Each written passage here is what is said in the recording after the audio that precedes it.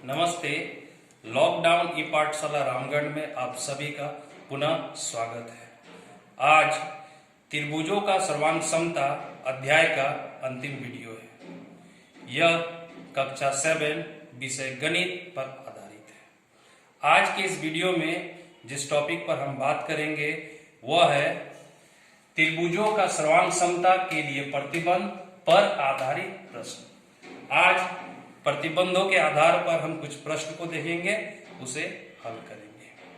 पिछले वीडियोस में हमने त्रिभुजों का प्रतिबंध के बारे में बताया और उसके आधारित पर कैसे दो त्रिभुज आपस में कॉन्ग्रुएंट होते हैं उसके बारे में बताया। आज फिर से इन प्रश्नों को बताने से पहले मैं फिर से उन चारों प्रतिबंधों के बारे में दोहराना चाहूंगा ताकि इन प्रश्नों को हम आसानी से हल कर सकें। आइए सबसे पहले प्रतिबंध के बारे में जाने। एस सर्वांग समता प्रतिबंध। जैसा कि हम नाम में ही देख रहे हैं, एस का यहाँ मतलब होता है भुजा। भुजा भुजा भुजा। अगर एक त्रिभुज में तीनों भुजा दूसरे त्रिभुज के संगत तीनों भुजा के बराबर हो जाए तो दोनों त्रिभुज एस से कॉन्ग्रुएंट होगा। यहाँ पे देखिए त्रिभुज के भुजा में एक प्रकार का चिन्ह का प्रयोग किया जा रहा है। इसमें यह दर्शाया जा रहा है कि हर चिन्ह एक पर्टिकुलर साइड को दर्शाता है। जैसे यहाँ देखिए ए बी भुजा में इस तरह का चिन्ह का प्रयोग किया गया। इसका मतलब यह भुजा इसके बराबर है। देखिए यह चिन्ह और यह चिन्ह बराबर है। उसी तरह से यहाँ पे देखिए यहाँ पे दो ठो इस तरह का लाइन खींचा गया, मतलब यह चिन्ह इसके बराबर है। इसका मतलब यह दोनों भुजा आपस में बराबर हो गया। उसी तरह से यह भुजा के बराबर हो गया। तो यहाँ देख पा रहे हैं कि यहाँ पे कितने भुजा हो गए? 3 भुजा। और इस ट्रायंगल में भी कितना भुजा है? 3 भुजा। तो अगर ये तीनों भुजा दोनों के आपस में बराबर हो जाए तो एस प्रतिबंध से ये दोनों ट्रायंगल आपस में कॉन्ग्रुएंट होंगे। आइए जाने अगले प्रतिबंध के बारे में। अगला प्रतिबंध है एस। जैसे कि यहाँ पे नाम में हम देख पा रहे हैं, एस का मतलब हो गया साइड, जिसको हम भुजा कहेंगे, और ए से यहाँ एंगल है। इसका मतलब हम दो भुजा के बीच में क्या देख रहे हैं? कोण। अगर दो भुजा के अंतर्गत कोण आ जाए तो हम कह सकते हैं कि दोनों ट्रायंगल एस से कॉन्ग्रुएंट होगा। देखिए नीचे दी गई आकृति में हम क्या देख पा रहे हैं कि देखिए यहाँ पर दो भुजा है और दो भुजा के बीच में एक कोण है। इसी तरह इस फिगर में भी हम यह देख पा रहे हैं कि यहाँ पर दो भुजा है और दो भुजा के अंतर्गत एक कोण है। अगर दो भुजा उसके अंतर्गत कोण दूसरे त्रिभुज का दो भुजा उसके अंतर्गत कोण के बराबर हो जाए तो एस से प्रतिबंध से दोनों ट्रायंगल आपस में कॉन्ग्रुएंट होंगे। एस में तीनों भुजा और एस में दो भुजा उसका अंतर्गत कोण। अब आइए हम जाने एस सर्वांग समता प्रतिबंध के बारे में। यहां हम देख पा रहे हैं कि देखिए यहां पर दो एंगल है, मतलब दो कोण है और उसका अंतर्गत भुजा है। इसका मतलब ये होगा कि अगर दो कोण उसके अंतर्गत भुजा दूसरा त्रिभुज का भी दो कोण उसका अंतर्गत भुजा के बराबर हो जाए तो वो एस प्रतिबंध से कॉन्ग्रुएंट होगा। यहाँ पर दी गई आकृति में हम यह देख पा रहे हैं कि देखिए यहाँ पर दो कोण है और दोनों कोणों को अलग प्रकार के चिन्ह से दर्शाया गया है। देखिए एंगल बी को यहाँ पर इस तरह से दर्शाया गया है, एंगल सी को 2 मार्क से दर्शाया गया है और उसके अंतर्गत भुजा देखिए बीसी। उसी तरह से यहाँ पर देख रहे हैं डी एफ में ई कोण को इस तरह से दर्शाया गया है, एफ कोण को डबल इस तरह से दर्शाया गया है और एक अंतर्गत भुजा। तो देखिए दो कोण उसका अंतर्गत भुजा, दो कोण उसका अंतर्गत भुजा। अगर इस तरह से दोनों त्रिभुजों में मिलते हैं तो दोनों त्रिभुज एस प्रतिबंध से कॉन्ग्रुएंट होगा। अक्सर इस प्रतिबंध में बच्चे अच्छे कंफ्यूज भी होते हैं। आइए इसको एक और उदाहरण से हम देखते हैं।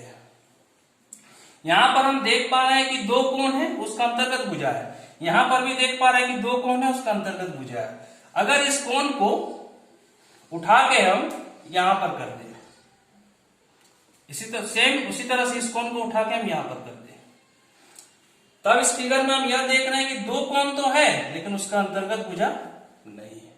तो क्या ये दोनों ट्रायंगल एस प्रतिबंध से कॉन्ग्रुएंट नहीं होगा? बिल्कुल होगा। इस बात को ध्यान रख लें कि अगर दो कोण दिया हुआ है और भुजा अगर बाहर में भी है, दो कोण के अंतर्गत नहीं है, फिर भी ये कॉन्ग्रुएंट होगा। पिछले वीडियोस में हम इसके बारे में बताए थे, फिर से उसके बारे में थोड़ा सा हम चर्चा कर देते हैं। मान लीजिए यह कोण 50 डिग्री है और यह कोण 70 डिग्री है। तो हम जानते हैं कि त्रिभुज में तीनों कोणों को अगर हम जोड़ दें तो मिलके 180 होता है।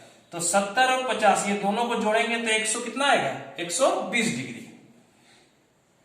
Angle A C plus B मिलके कितना होता है, 180 डिग्री।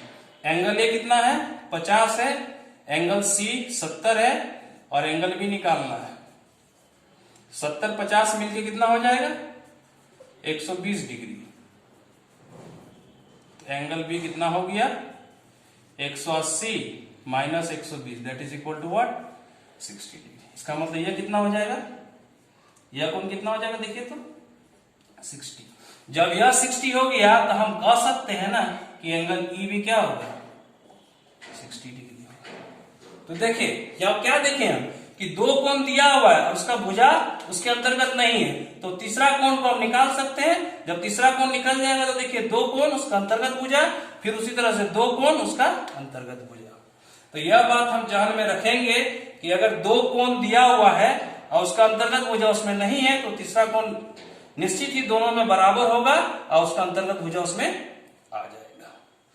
उसके बाद जो आखिरी प्रतिबंध है वो है RHS, राइट हाइपोटेन्यूज साइड, मतलब एक समकोण होगा, हाइपोटेन्यूज मतलब एक कर्ण होगा और एक भुजा होगा। देखिए यहां पर एक समकोण त्रिभुज है जिसमें इसका जस्ट अपोजिट में कर्ण होता है, देखिए, और एक भुजा। सेम उसी तरह से दूसरा ट्रायंगल में ये एक समकोण है, उसका अपोजिट में कर्ण है और एक भुजा बराबर है, तो RHS से वो प्रतिबंध से कन्ग्रुएंट होगा। इस तरह से चारों प्रतिबंध का इस्तेमाल हम दो ट्रायंगल को कन्ग्रुएंट करने के लिए करते हैं। आइए अब आज का प्रश्न सॉल्व करते हैं। प्रश्न में दिया गया है आकृति के प्रत्येक त्रिभुज युग्म में, त्रिभुज युग्म का मतलब हो गया यहां पर दो ट्रायंगल मिला के एक पेयर बनाया गया है। उसमें क्या दिया गया, बराबर संगत भागों को समान चिन्ह से दर्शाया गया है। बराबर संगत भाग को समान चिन्ह से, इसका मतलब हुआ यहाँ पे देखिए कि अगर हम LN भुजा को इस तरह से दर्शा रहे हैं तो इसमें भी देखिए DF भुजा को इस तरह से दर्शा रहे हैं, मतलब यह पता लगता है कि यह भुजा और यह भुजा आपस में बराबर है। उसी तरह से इसमें पता लगता है कि देखिए इसमें दो को लाइन किया हुआ, यह भुजा और यह भुजा आपस में बराबर है। तो हमें बताना है कि किस प्रतिबंध से ये दोनों ट्रायंगल आपस में कन्ग्रुएंट होगा। तो देख पा रहे हैं हम इस फिगर में, इस आकृति में हम यह देख पा रहे हैं कि दोनों में एक 90 डिग्री है, मतलब एक समकोण है। और देखिए जस्ट समकोण के अपोजिट में एक कर्ण है, इसमें भी देखिए समकोण के अपोजिट में कर्ण है और दोनों कर्ण आपस में बराबर है। इसमें देखिए एक भुजा है और इसमें भी देखिए एक भुजा है, दोनों भुजा आपस में फिर से बराबर है। तो हम RHS का डेफिनेशन में क्या देखें, एक समकोण, उसके कर्ण और एक भुजा। इसमें भी वही देख रहे हैं, एक समकोण, एक कर्ण और एक भुजा। इसका मतलब ये दोनों ट्रायंगल आपस में कन्ग्रुएंट होगा। कैसे कन्ग्रुएंट होगा ये दोनों ट्रायंगल, RHS से, RHS। आइए हम दूसरा प्रश्न को देखें। दूसरा प्रश्न में यह देख रहे हैं कि यह ट्रायंगल और यह ट्रायंगल में एक एक 90 डिग्री है और एक एक कोण बराबर है। अक्सर दिमाग में यह होता है कि जहां 90 डिग्री है वहां पे RHS लगता है। देखिए यह प्रश्न में वैसा नहीं है। 90 डिग्री तो है लेकिन इसका कर्ण 90 का अपोजिट यही कर्ण होगा ना, BC। क्या कर्ण का माप यहाँ दिया गया, नहीं दिया गया, ना ही कोई चिन्ह यहाँ पर प्रदर्शित किया गया। इसका मतलब RHS का प्रयोग इसमें नहीं होगा। चलिए तब आगे ढूंढते हैं कि किस प्रतिबंध का यहाँ प्रयोग होगा। देख पा रहे हैं कि यहाँ दो कोण है, तो दो कोण जैसे ही बोले तो दिमाग में जाना चाहिए कि दो कोण AA में आता है, ASA में आता है। तो देखिए दो कोण है लेकिन भुजा उसका अंतर्गत में नहीं है। तो मैंने अभी जस्ट बताया कि अगर दो कोण है तो तीसरा कोण, तीनों ट्रायंगल में अगर एंगल को जोड़ दें तो तीसरा कोण निकल जाता है। तो तीसरा कोण जो भी निकलेगा इसका और इसका आपस में बराबर होगा कि नहीं, निश्चित बराबर होगा। तो फिर देखिए यह कोण और यह कोण, उसके फिर देखिए यह कोण और यह कोण, और इसके अंतर्गत भुजा ये वाला है, इसका अंतर्गत भुजा ये वाला है। तो ASA का डेफिनेशन क्या था, दो कोण उसका अंतर्गत भुजा, दो कोण उसका अंतर्गत भुजा। अगर बराबर हो जाए तो दोनों ट्रायंगल ASA प्रतिबंध से कन्ग्रुएंट होगा। तो इसमें कौन सा प्रतिबंध आ गया, ASA, दो एंगल और बीच में भुजा। आइए तीसरा को देखते हैं। तीसरा ट्रायंगल में हम यह देख पा रहे हैं कि यह भुजा ET भुजा जो है FT भुजा के बराबर है। दूसरा हम यह देख पा रहे हैं कि DF भुजा DE भुजा के बराबर है। दो भुजा तो बराबर होंगे। आप देख यह भी पा रहे हैं कि यह भुजा जो है जिसमें हम 3 लाइन खींच रहे हैं, यह दोनों ट्रायंगल में DTE में भी है और DTF में भी। इसका मतलब यह कॉमन हो गया। तो कितने भुजा होगी एक ट्रायंगल में? 3 भुजा बराबर, एक भुजा, दो भुजा, तीन भुजा, एक भुजा, दो भुजा, तीन भुजा। जहां 3 भुजा की बात आती है वहां पर S का प्रयोग करते हैं। इसका मतलब इसमें किसमें कन्वर्ट हो जाएगा? ये S। आइए चौथा को देखते हैं। चौथा आकृति में हम यह देख पा रहे हैं कि यह भुजा इसके बराबर है, एक भुजा हो गया। यह भुजा इसके बराबर है, दो भुजा हो गया।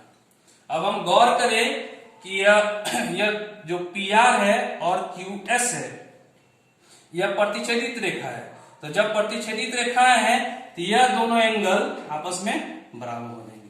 क्यों? शीर्षाभिमुख कोण, जिसे हम वर्टिकली अपोजिट एंगल भी बोलते हैं। तो वर्टिकली अपोजिट एंगल शीर्षाभिमुख कोण से यह दोनों एंगल आपस में क्या होंगे? बराबर हो जाएंगे। तो अब देखा जाए, देखिए यहाँ पे दो भुजा उसके अंतर्गत कोण, यहाँ भी देखिए दो भुजा उसके अंतर्गत कोण। तो जहां पर दो भुजा उसका अंतर्गत कोण आता है उसे SAS नाम से जाना जाता है। तो यह ट्रायंगल जो है आपस में दोनों कन्वर्जेंट होंगे बाय SAS। आइए हम 5वां नंबर प्रश्न को देखते हैं। इसमें हम यह देख पा रहे हैं कि यह एंगल जो है इसके बराबर है और यह एंगल इसके बराबर है। बहुत बढ़िया। देखिए दो एंगल दिया हुआ, जहां पे दो एंगल दिया है दिमाग में जाना चाहिए कि दो एंगल में यही प्रॉपर्टी आता है। चलिए इसको साबित करने की कोशिश करते हैं। देखिए दो एंगल आ गया, लेकिन इस भुजा के बारे में कोई चिन्ह का प्रयोग नहीं किया गया। यहाँ भी देखिए दो एंगल आ गया, लेकिन इसके भुजा के बारे में कोई चिन्ह प्रयोग नहीं किया गया। मैंने अभी बताया कि अगर दो कोण दिया हुआ है तो तीसरा कोण हम आराम से निकाल सकते हैं। इस प्रकार से हम ये तीसरा कोण निकाल सकते हैं। तो यह कोण का जो माप होगा और यह जो कोण का माप होगा वो आपस में क्या होगा? बराबर होगा, क्योंकि ये दोनों कोण और ये दोनों कोण का माप आपस में बराबर है। इसका मतलब ये तीसरा कोण भी जो बचेगा आपस में बराबर हो जाएगा। अब इस फिगर में फिर से हम गौर करें। देखिए यह दो कोण आ गया, इसके बीच में भुजा एक ये आया कि नहीं? ADB का बात बोल रहे हैं। उसी तरह से इसमें देखिए BCD में देखिए यहां पर गौर करें, दो कोण आ गया और उसके बीच का भुजा। देखिए दो कटकुट एक कटकुट, इसके बीच में ये आया। फिर उसी तरह से यहां भी दो एंगल है, इसके बीच में ये आ रहा है। तो दो कोण उसके अंतर्गत भुजा, यहां भी देखिए दो कोण उसका अंतर्गत भुजा। ये किससे कन्वर्जेंट हुआ? जल्दी बताइए। ASA से। चलिए अंतिम प्रश्न पर हम बात करते हैं, प्रश्न नंबर 6। इसमें हम देख रहे हैं कि एक एंगल जो है 90 डिग्री दिया हुआ है और एक भुजा बराबर है। तो यहां गौर करें, अगर हम ट्रायंगल PQR का बात करें तो देखिए एक QR भुजा आ रहा है और अगर हम DRQ का बात करें तो फिर से QR भुजा आ रहा है। इसका मतलब दोनों ट्रायंगल में QR भुजा कॉमन है। तो हम गौर कर पा रहे हैं कि इसमें एक 90 डिग्री इस ट्रायंगल में और इसमें एक 90 डिग्री, दोनों में एक 90 डिग्री हो गया। और 90 का अपोजिट कर्व देखिए QR और इसका भी 90 का अपोजिट कर्व QR, मतलब एक 90 डिग्री और एक कर्व। और देखिए दोनों ट्रायंगल में एक एक भुजा है, इसमें एक PQ भुजा हो गया और इसमें एक DR भुजा हो गया। तो देखिए RHS क्या कहता है? एक 90 डिग्री, एक कर्व और एक भुजा अगर मिल जाए तो दोनों ट्रायंगल RHS से कन्वर्जेंट हो जाएंगे। तो किससे कन्वर्जेंट होगा? RHS। इस तरह से आज हमने चारों प्रतिबंध का उपयोग करके दो ट्रायंगल को कन्वर्जेंट किया। इस तरह से यह हमारा जो चैप्टर है त्रिभुजों का सर्वांग समता पूरी तरह से कंप्लीट होता है। अगले वीडियो में हम अगले अध्याय को लेके आएंगे। तब तक के लिए धन्यवाद।